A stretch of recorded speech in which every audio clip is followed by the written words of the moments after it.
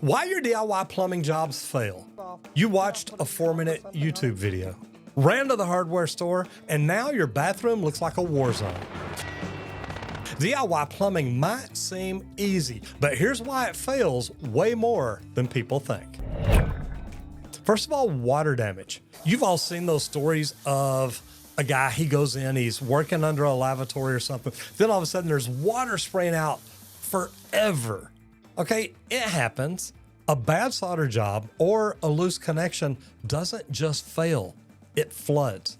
And the average cost of a water damage claim, over $11,000. I've worked on some of those claims, so I understand it. I've had a neighbor call and say, hey man, look, I didn't want to call you. I didn't want to bother you. So I called another plumber and well, he's not really a plumber, but he came out and he changed the valve and well, whenever we were gone, it blew off. All new hardwood floors in their house. It's more than $11,000. But guys, you want to make sure that you're calling a licensed professional sometimes. Floods can get expensive. And then number two, you might be violating the plumbing code. Most DIYers don't even know that there is a code, let alone that they've got to install by it or build by it. That flex drain or that shark bite may look okay, but your inspector is probably going to tear it up. Depending on where you install it, how you install it, did you go by the manufacturer's recommendation when you installed it? There are some things that they sell at big box stores that are illegal that you should never install, but they sell them anyway, knowing that homeowners don't know any better. That's why it's nice to call a plumbing inspector, call the city you're in and say, hey, here's what I'm doing. Do I have to get this inspected? Because chances are, yes, you do. And then number three, it doesn't fail today. It just fails. Maybe in a month, 2 months, 6 months. And guess who gets blamed when it does? Not the YouTube tutorial that you watched that you can't even remember who it was that you watched or what it was they told you to do. Your insurance company is going to say, well, you did that work. How do we know you didn't do it just so you'd flood your house and get new hardwood floors? So let's talk about the top 5 DIY plumbing jobs that tend to go sideways when they're done by homeowners or DIYers. First of all, a toilet replacement.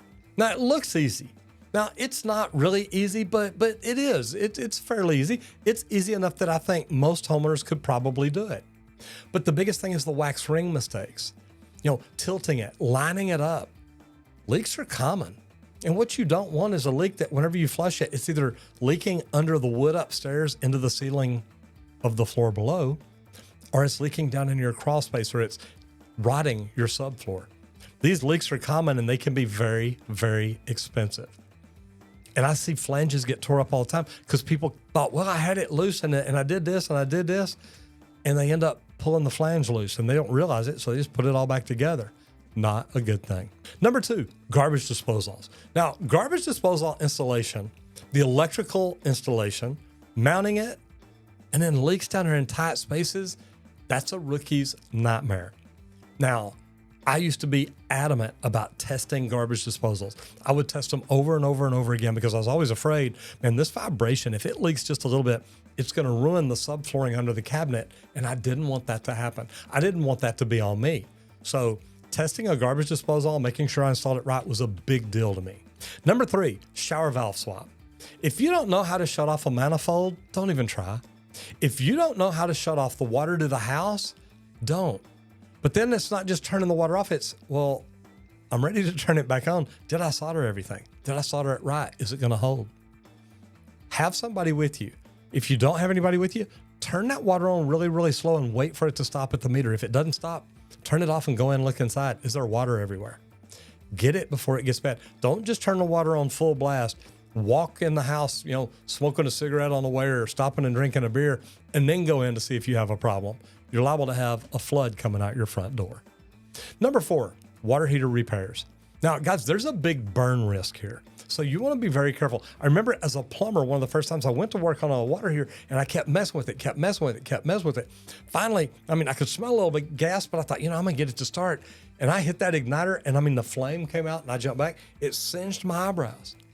Burns are a very big possibility when working on a water heater. And there's gas dangers. Guys, that natural gas, if you've got a leak, you can blow up a house. If it's an electric one, there's electrical hazards. That's a triple threat. Burns, gas, and electric. Be careful. It's not easy to do some of this stuff. And you want to make sure if you are watching a video, you do everything 100% like the plumber says. And again, hope he's telling you the right way. Drain cleanouts can be one of the worst because chemicals in old pipes equal a recipe for corrosion or worse. Guys, you don't want to be putting chemicals down in your drain pipe. And if you do, make sure your kids can't get around it. If you do call a plumber because the chemicals don't work like they normally don't, let the plumber know. You don't want him to come out and stick something down in there and water splash up in his eyes and burn his eyes because there's chemicals in there that you didn't tell him about. So let's talk about this. When should you DIY it and when should you absolutely not do it? To me, you can do it yourself if you're placing like a shower head, unclogging a sink with a plunger, tightening a loose faucet up, unclogging a toilet, pressing the reset button on your garbage disposal, unjamming your garbage disposal. Stick that plunger in upside down, spin it around like a witch's brew, and sometimes that'll loosen up whatever's clogging it. Shine a light down in there and pull it out with a pair of long needle nose, not with it running. Make sure it's turned off and make sure nobody can turn it on. These are the kind of things that you can do by yourself. And those are pretty easy to do. Chances are you're not going to hurt anything. But you may want to call a professional plumber if it's anything at all gas related. If you even smell gas, call a plumber. Don't put your family's lives at risk because you wanted to save a few dollars. And then anything behind the wall. If there's a leak behind the wall, if you hear noises behind the wall and you think it may be plumbing, you may want to call a plumber. We may have the right equipment to listen to those walls without having to open it up. But also if it's under the slab.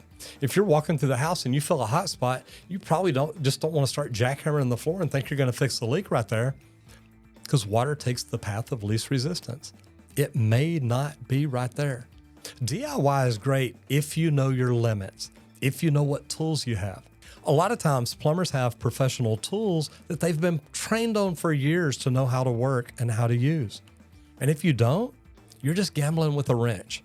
And it could cost you a whole lot more than the initial repair would. This video was sponsored by Leak Pro, leak-pro.com. If you're a plumbing company owner or you're a plumber and you want to learn how to improve your skills, your services, the value you bring to your customers each and every day, go to leak-pro.com, check out the training, check out the equipment, and it'll help you take care of your customers better.